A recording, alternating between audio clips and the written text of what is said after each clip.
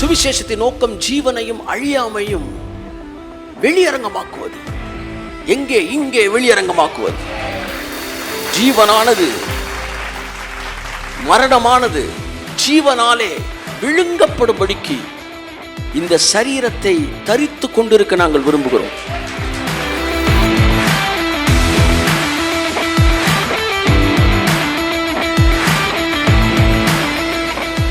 கர்த்தர் என்று சொன்னார், மனிதன் யோசிப்பதற்காக படைக்கப்பட்டவன் அல்ல, மனிதன் பேசுவதற்காக படைக்கப்பட்டவன்.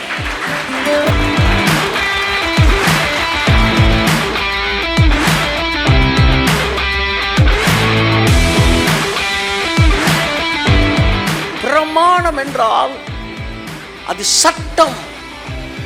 என்றைக்கு இயேசு கிறிஸ்துவை நீங்கள் சொந்த இரட்சகராக ஏற்றுக்கொண்டீர்களோ அன்றைக்கு அந்த சட்டத்திற்குள் நீங்கள் வந்திருக்கிறீர்கள். நீங்கள் சட்டத்திற்கு கீழ்ப்பட்டவர்களாக இருக்கிறீர்கள். என் அன்புக்குரியவர்களே, சட்டத்திற்கு கீழ்ப்பட்டவர்களை சட்டம் தன் கடமையை கையத்தட்டு.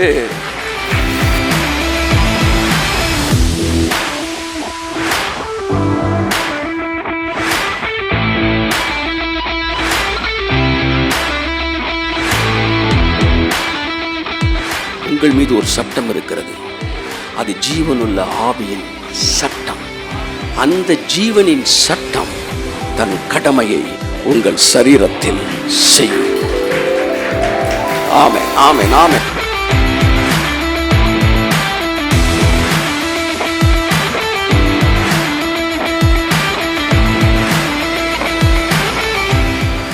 இயேசு கிறிஸ்துவின் நாமத்தில் உங்களை வாழ்த்தி நான் வரவேற்கிறேன். எத்தனை பேர் தேவனுடைய பிரசன்னத்தை அனுபவிக்கிறீர்கள்? ஆமென். கர்த்தருடைய பிரசன்னம் நம்முடைய சாயலை நமக்கு மறுபடி மீட்டுக் கொடுக்கிறதா இருக்கிறது. தேவன் மிகப்பெரிய திட்டத்தில் இருக்கிறார். அந்த திட்டத்தின் மையத்தில் நாம் இருக்கிறோம்.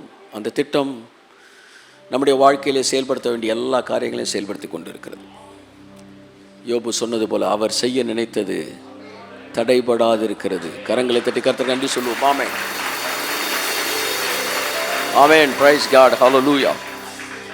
அன்புக்குரியவர்களே, ஆகவே நம்முடைய வாழ்க்கையில் சகலத்தையும் நேர்த்தியாக அவர் செய்கிறார். அதன் காலத்தில் மிக சிறப்பாய் செய்கிற தேவன் நம்முடைய வாழ்க்கையில் எல்லாவற்றையும் செய்து கொண்டிருக்கிறார். கர்த்தர் நல்லவர். ஆமென். சுவிசேஷம் என்பது வெறும் குடும்ப பிரச்சனையை நீக்குவதல்ல. சுவிசேஷம் என்பது நரகத்தையும் பரலோகத்தையும் வாக்கு பண்ணுவதல்ல. சுவிசேஷம் என்பது ஜீவனையும் அழியாமையும் வெளியரங்கமாக்குவது. 2 தீமோத்தேயு 1:10 தம்முடைய இரட்சகராகிய இயேசு கிறிஸ்து பிரசன்னமானதினாலே அந்த கிருபை இப்பொழுது வெளிப்படுத்தப்பட்டது. இவர் மரணத்தை பரிகரித்து ஜீவனையும் அழியாமையையும் சுவிசேஷத்தினாலே வெளியரங்கமாக்கினார். நல்லா கையத்தட்டு. ஆமென். ஜீவனையும் அழியாமையும் சுவிசேஷத்தினாலே வெளியரங்கமாக்கினார். சுவிசேஷத்தோட நோக்கம் என்னன்னு தெரியுதா உங்களுக்கு? தெரியுதா? செத்துட்டு பரலோகம் போறது கிடையாது. சுவிசேஷத்தின் நோக்கம் ஜீவனையும் அழியாமையும் வெளியரங்கமாக்குவது. எங்கே? இங்கே வெளியரங்கமாக்குவது. ஜீவனானது மரணமானது ஜீவனாலே விழுங்கப்படும்படிக்கு இந்த சரீரத்தை தரித்து கொண்டிருக்க நாங்கள் விரும்புகிறோம். என் அன்புக்குரியவர்களே, மரணமானது ஜீவனாலே விழுங்கப்படும்படிக்கு நான் மரிக்க விரும்புகிறேன்னு சொல்ல. மரித்த பிறகு மரணத்தை ஜீவன் விழுங்காது. உயிரோடு இருக்கிறப்ப தான் அதை விழுங்கணும். இதுதான் ஜீவனால் விழுங்கப்படுதல். மறுரூபமலையிலே எலியா, மோசே இருவரும் இயேசு கிறிஸ்துவோடு கூட பேசினார்கள். என்ன பேசினார்கள்? மரணத்தை குறித்து பேசினார்கள். The secret, the mysteries of his death. அந்த மரணத்துக்கு அப்புறம் என்ன நடக்க போகுது? அந்த பாடியில் சொல்கிறாங்க, உங்கள் மரணத்துக்கு அப்புறம் இந்த பூமியில் இருக்க எல்லாருடைய சரீரமும் எங்கள் சரீரம் மாதிரி மாறப்போகுது. அந்த டிரான்ஸ்ஃபார்மேஷன் உங்கள் டெத்து மூலமாக தான் இவங்களுக்கு அதை டிரான்ஸ்ஃபர் பண்ண முடியும். நீங்கள் அந்த டெத்துக்குள்ளே பிரவேசிட்டிங்கன்னா, இங்கே பாருங்கள், எலியா சொல்கிறான், இந்த சரீரம் இன்னைக்கு வரைக்கும் இம்மார்டலாக இருக்கிற மாதிரி உங்களை ஏற்றுக்கொண்டவங்க எத்தனை பேரோ அத்தனை பேரும் இந்த பாடி உடையவர்களாக இந்த பூமியில வாழ முடியும். அதனால தான் அவ்வளோ பெரிய மரணத்தை நீங்க இந்த பூமியில நீங்க பரிகரிக்க போறீங்க என்ற அந்த மரணத்தை குறித்து பேசினான். எதற்காக மோசே வந்தான்? ஒருவன் மரித்தவன் அவனை தேவன் உயிரோடு கூட எழுப்பினார். மோசே உயிரோடு எழுப்பப்பட்டான். அதனால தான் அவனுடைய கல்லறை இன்றும் தேவன் தவிர ஒருவனும் அறியாது. கல்லறையவே காணும் பூமியில. பாடி இருந்தால் தானே சார் கல்ற? சரி, கல்றதான் இல்லை, பாடியும் இல்லை. அதனால தான் கப்ரியல் வந்து கப்ரியல்கிட்ட வந்து சண்டை போடுறான் பிசாசு. எங்கேயா உங்க ஆள்? அந்த பாடி எங்கேயான்றான். அவர் உயிரோடு எழுப்பிட்டார். ஒருத்தன் மரித்து உயிரோடு எந்திரிச்சு இம்மார்டல் பாடியில் இருக்கான், ஒருத்தன் மறியாமலே இம்மார்டல் பாடியில் இருக்கான். ரெண்டு பேரும் கொண்டு வந்து பிதா இயேசுட்ட நிப்பாட்டி சொல்றாரு, உங்களை விசுவாசிக்கிறவன் மரித்தாலும் பிழைப்பான், உயிரோடு குறைந்து விசுவாசிக்கிறவன் மறியாமலும் இருப்பான்.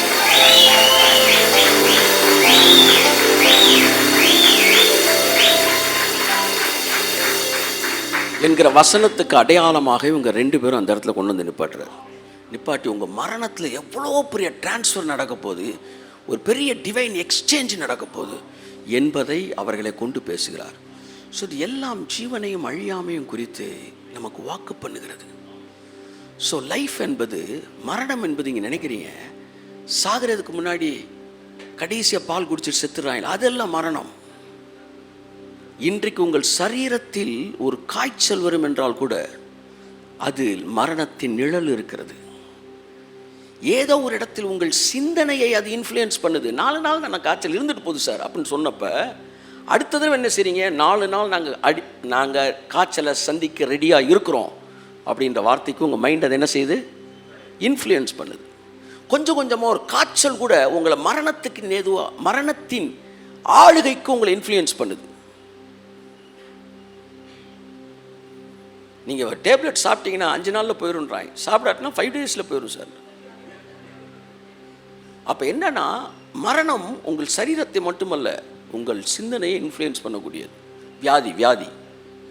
ஸோ நீங்கள் நினைக்கிறீங்க வந்து சாகிறது தான் மரணம். இல்லை, அதான் நான் சொன்னேன், வியாதியோடைய ஃப்ரூட் இருக்குல்ல, அதுதான் மரணம்னு நம்ம நினைக்கிறோம். இல்லை, மரணத்தோட ஃப்ரூட்டு தான் வியாதி. நீங்கள் வியாதியை அழிக்கணும்னா வியாதியை கொல்லக்கூடாது, மரணத்தை கொல்லணும். வியாதி வந்தனால ஆதாம் மரணம் அடையலை, மரணம் வந்ததால ஆதாம் வியாதி அடைஞ்சான். அதுக்கப்புறம் அவன் செத்தனால மரிச்சான். புரியுதா உங்களுக்கு? அவன் மரணம் வந்து சாகலை, அவன் செத்துட்டான், அதனால மரணம் வந்துச்சு. ஸோ அதனால மரணம் பரிகரிக்கப்படுகிற கடைசி சத்துரு என்றாலும் உலகத்தில் நுழைந்த முதல் சத்துரு. ஸோ அதற்கு நேராக சபையானது திரும்பும்போது மிகப்பெரிய காரியங்களை சபை வந்து ஜீவனுக்குள் பிரவேசிக்கிறது. அல்லேலூயா சொல்லுங்க. சபையாகிய சரீரமானது, இயேசுவின் சபையாகிய சரீரமானது ஜீவனுக்குள்ளே பிரவேசிக்கிறது. தேவன் உங்களை ஜீவனுக்குள்ளே பிரவேசிக்க விரும்புகிறார். நீங்கள் மரணம் இல்லாத வாழ்க்கையை நீங்கள் பேச பேச வியாதி இல்லாத வாழ்க்கைக்குள் நுழைய ஆரம்பிக்கிறீர்கள். நான் சொன்னது போல பல நூற்றாண்டுகளுக்கு முன்பாக வாழ்ந்த, அதாவது சன்ஸ் ஆஃப் காட் என்கிற ஒரு பெரிய ஒரு வழி நடத்தின மிகப்பெரிய ஊழியக்காரர்கள், William Marrion Branham, John G Lake, இவங்க எல்லாம் அந்த சன்ஸ் ஆஃப் காட் லைட்டில் வாழ்ந்தவர்கள். அவர்களெல்லாம் இந்த பூமியிலே அழியாமை, மரித்தோர் உயிர்த்தெழுதலை எல்லாம் விசுவாசித்தவர்கள், அவுட்ஸ்டாண்டிங்கான விஷயங்களை பேசினவர்கள். ஒரு பெரிய தேவனுடைய திட்டத்தை ஒரு இடத்துலேருந்து இன்னொரு இடத்துக்கு கொண்டு வந்து நிறுத்தினவர்கள். அடுத்த குரூப் அதை அங்கேருந்து தூக்கிட்டு போய் இன்னொரு இடத்துல நிப்பாட்டுறாங்க, அடுத்த குரூப் அதை அங்கேருந்து தூக்கிட்டு போய் இன்னொரு இடத்துல நிப்பாட்டுறாங்க. இப்போ கடைசியில் வந்து பாருங்கள், பாவத்திலேருந்து விடுதலை, வியாதியிலேருந்து விடுதலை, வறுமையிலேருந்து விடுதலை, அடுத்து மரணத்திலேருந்து விடுதலை அங்கே வந்து நிற்கி. அன்னைக்கு அதெல்லாம் பேசும்போது நம்ப முடியாத கிறிஸ்தவம் அது நடக்க நடக்க நம்புச்சு. இன்றைக்கி அது நடக்க நடக்க அது இந்த உலகத்துக்கு வெளிப்பட ஆரம்பிக்கும். ஆமேன். ஹல்லேலூயா. தூரமான புற ஜாதி எனக்கு சொந்தமென்ற உறவை தந்த இரத்தமே, தூரமான புற ஜாதி எனக்கு சொந்தமென்ற உறவை தந்த இரத்தமே, ஜீவனுள்ள புதிய மார்க்கத்தினுள், ஜீவனுள்ள புதிய மார்க்கத்தினுள் பிரவேசிக்க தைரியம் தந்த இரத்தமே, பிரவேசிக்க தைரியம் தந்த இரத்தமே. ஹல்லேலூயா. இன்னைக்கு என் பையனை மடியில் வச்சுட்டு நான் சொன்னேன், ஆண்டவரே நான் ஒரு புறஜாதி, என்கிட்ட பிறந்தனால இவன் ஒரு புறஜாதி, ஆனால் தூரமான புறஜாதி எனக்கு சொந்தம்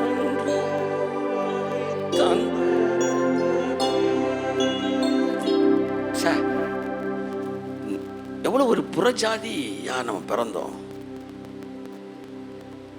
ஆனால் நமக்குன்னு ஒரு புது மார்க்கத்தை அவர் உண்டாக்குனார். ஜீவனுள்ள புதிய மார்க்கத்தினுள், ஜீவனுள்ள புதிய மார்க்கத்தினுள்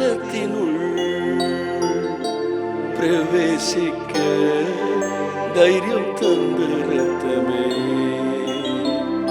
பிரவேசிக்க தைரியம் தந்த இரத்தமே. சொல்லுவோமா? இரத்தமே, சிந்தப்பட்ட இரத்தமே, விலையேற பெற்ற இரத்தமே, இரத்தமே,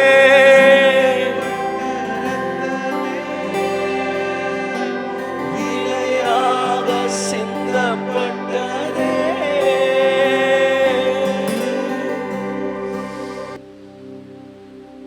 நாம் எல்லோரும் ரொம்ப சீரியஸான ஆட்கள், எதிர்மறையானதை செயல்படுவது, எதிர்மறையான காரியங்களிலே.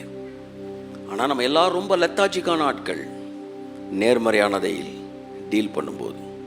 Because we ourselves only despising the anointing which we have. நம்ம தான் நம்ம மேலே இருக்கிற அபிஷேகத்தை ரொம்ப குறைச்சி மதிப்பிடுறோம்.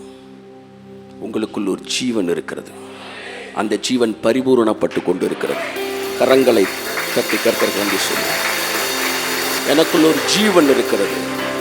அந்த கான்சியஸ் ரொம்ப முக்கியம். உங்கள் மைண்ட் அதை அக்செப்ட் பண்ணணும், அது ரொம்ப முக்கியம். உங்கள் மைண்ட் அதை புரிஞ்சுக்கணும், அப்போ ரொம்ப முக்கியம். உங்கள் மைண்ட் அதுக்கு ஆமேன்னு சொல்லணும், ரொம்ப முக்கியம். உங்கள் மைண்டு ஆமேன்னு சொல்லும் போது ஓப்பன் ஆகுது, அப்போ சரீரத்தின் வழியாக அது வேலை செய்ய ஆரம்பிக்கிறது. வேதம் சொல்லுகிறது, சங்கீதம் 105 என்று நான் நினைக்கிறேன், வாசிப்போம். 105:37. அப்பொழுது அவர்களை வெள்ளியோடும் பொன்னோடும் புறப்பட பண்ணினார். அவர்கள் கோத்திரங்களில் பலவீனப்பட்டவன் ஒருவனும் இருந்ததில்லை. கரங்களை தட்டி கர்த்தருக்கு நன்றி சொல்லுவோம். ஆமென். Praise God. We are very serious in dealing with negative things, but we are not that much serious in dealing with positive things. எதிர்மறையான விஷயங்களை நம்ம டீல் பண்ணுறதுல ரொம்ப சீரியஸாக இருக்கிறோம். வியாதியை டீல் பண்ணுறத, மருந்து கொடுக்கறத, வியாதிப்பட்டவங்க எது சாப்பிடக்கூடாதுன்றத, வியாதிப்பட்டவங்க எப்படி தொடக்கூடாதுன்றத, வியாதிப்பட்டவங்கள்ட்ட எப்படி நெருங்கக்கூடாதுன்றத, பல காரியங்களில் ரொம்ப சீரியஸாக இருக்கிறோம். ஆனால் ஜீவனில் உங்களுக்குள்ளே இருக்கிற ஜீவன், அந்த ஜீவனின் பிரமாணம், கைத்தட்டுங்க போது இருக்கு. ஜீவனின் பிரமாணம், எல்லாரும் சொல்லுங்களேன், ஜீவனின் பிரமாணம். நான் ஒரு பிரமாணத்திற்குள் இருக்கிறேன். I am under a law. That law is law of life.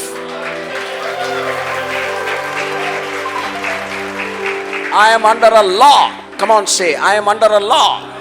சத்தமா சொல்லுங்க, I am under a law. சத்தமா சொல்லுங்க, I am under a law. That law is the law of life.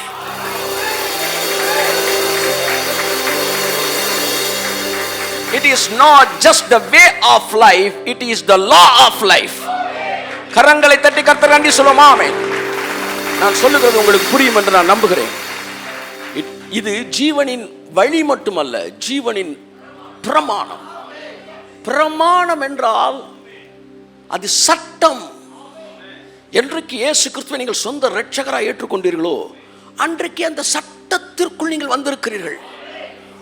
நீங்கள் சட்டத்திற்கு கீழ்ப்பட்டவர்களாக இருக்கிறீர்கள்.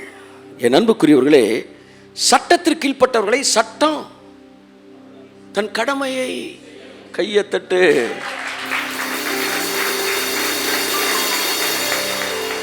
சட்டம் தன் கடமையை செய்யும். ஏதோ ஒரு சில விஷயங்களை இது பண்ண உடனே நீங்கள் என்ன நினச்சிடக்கூடாது, அவ்வளோதான் போல அப்படின்னு நினச்சிடக்கூடாது. நான் ஒரு தடவை யூகேல ஒரு வீட்டு மாடியில் உட்காந்து ஜன்னல் வழியாக பார்த்துட்டு இருக்கிறேன். ஒருத்தன் புது பைக் வாங்கியிருக்கிறான் போல். அங்கே ஸ்பீடு இவ்வளோ தான் கண்ட்ரோல் அப்படின்னு இருக்குது. அவன் சரியான ஸ்பீடில் வந்திருக்கிறான். அங்கே தான் ஃபுல்லாக கேமரா வச்சுருக்கிறான் இல்லையா.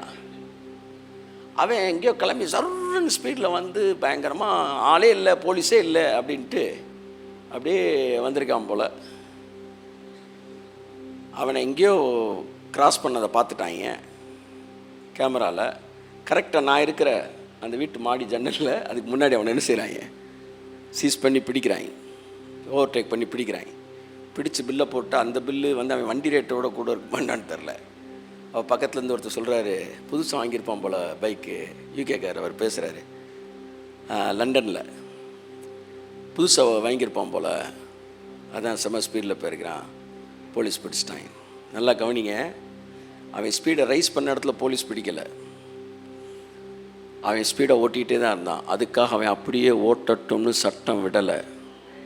சட்டம் தன் கடமையை செய்யும். ஏதோ ஒரு இடத்துல உங்களுக்கு காய்ச்சல் வந்திருக்கலாம், பலவீனம் வந்திருக்கலாம், அப்படியே தான் போகணும்னு நினைக்கக்கூடாது. சட்டம் தன் கடமையை.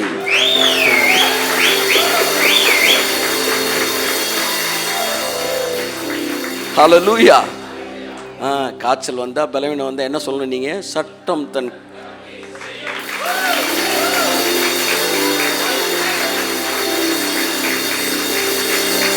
ஏனென்றால் நீங்கள் அந்த சட்டத்தின் கீழ் இருக்கிறீர்கள்.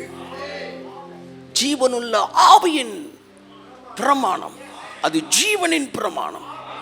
அந்த பிரமாணம் உங்களுக்குள் வேலை செய்து கொண்டே இருக்கிறது. 24 மணி நேரமும் அந்த பிரமாணத்தின் கீழாகத்தான் நீங்கள் இருக்கிறீர்கள். We are not that much serious about in dealing positive things. That is the matter. எலிசாவின் எலும்பு அது அபிஷேகத்தில் நிரப்பப்பட்டிருந்தது. 200 வருடங்களுக்கு பின்பாக, 400 வருடம் என்று நினைக்கிறேன், ஆனால் நிச்சயமாக 200 வருடங்களுக்கு மேலே, அதற்கு பின்பாக ஒருவனை புதைப்பதற்கு அந்த இடத்துக்கு வந்தபோது அந்த எலும்பு பட்டு மரித்தவன் உயிரோடு இருந்தான். Be serious. You have a great anointing that what Elisha had. Hey, hey, hey, hey, hey, hey! Receive the anointing, receive the anointing, receive the anointing. Shaka ba ba ba ba rako. Receive the anointing.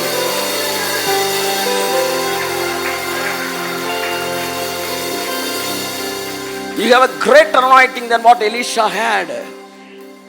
எலிசாவிடம் இருந்த அபிஷேகத்தை விட மேலான அபிஷேகம் எலும்புகளுக்குள்ளாக இருக்கிறது. மரணத்தின் பிரமாணம் எந்த நபர்கிட்ட இருந்தாலும் அது ஒரு வைரஸ் இன்னொரு வைரஸை பாஸ் பண்ணுற மாதிரி அது வேலை செய்யும் என்றால், ஜீவனின் பிரமாணம் மட்டும் ஆள் பார்த்தா வேலை பார்க்குது. அந்த பிரமாணம், அந்த ஜீவன் யார்கிட்ட இருக்குதோ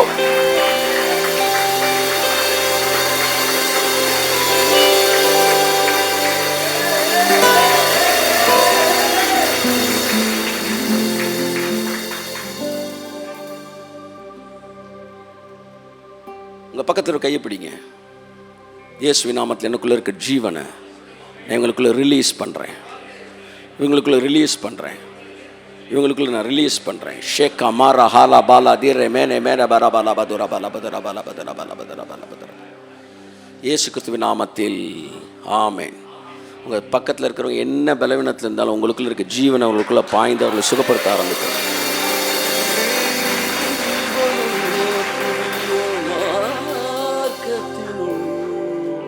சபையானது இவ்விதமாக நல்லா கவனிங்க செயல்பட ஆரம்பிக்கிறது. உங்களுக்கு இருக்கிற ஜீவன் அப்படியே பாஸ் ஆக உங்களுக்கு இருக்க ஜீவன் பெருகிக்கிட்டே இருக்கும்.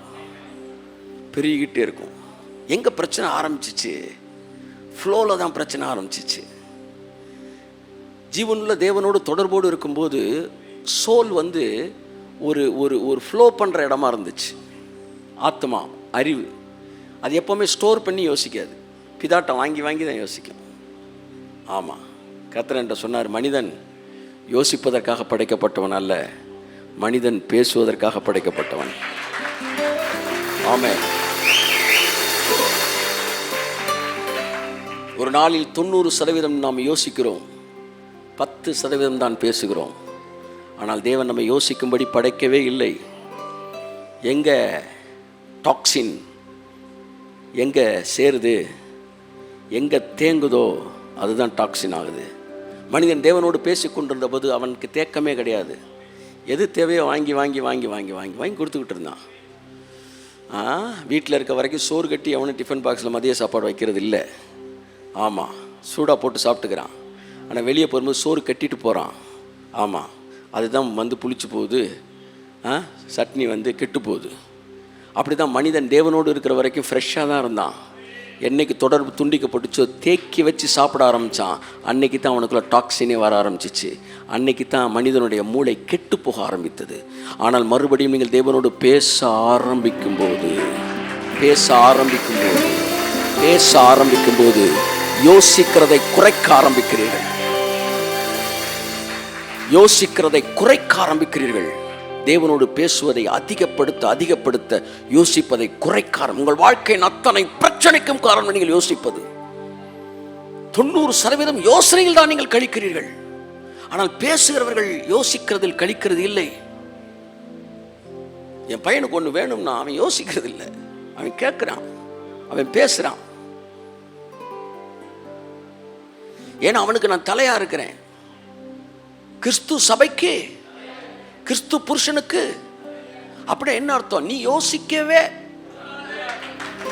கூடாதுன்னு அர்த்தம்.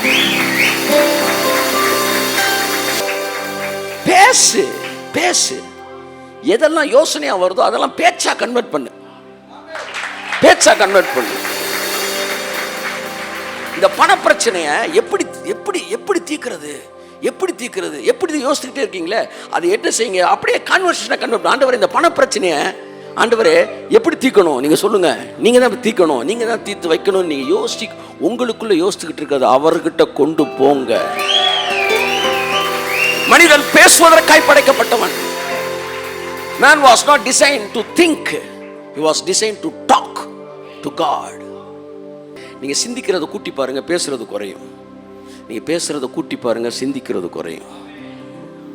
அவரோட பேசுங்க. ஆமென் சொல்லுவோம். அப்பதான் இந்த டாக்ஸின் எல்லாம் கழியும் இயேசுவின் நாமத்தில். உங்க மைண்ட்ல இருக்க டாக்ஸின்ஸ் எல்லாம் போகும் இயேசுவின் நாமத்தில். It become fresh. இரத்தமே சிந்தப்பட்ட இரத்தமே, விலையேற பெற்ற வல்ல இரத்தமே, இயேசு கிறிஸ்துவின் இரத்தமே,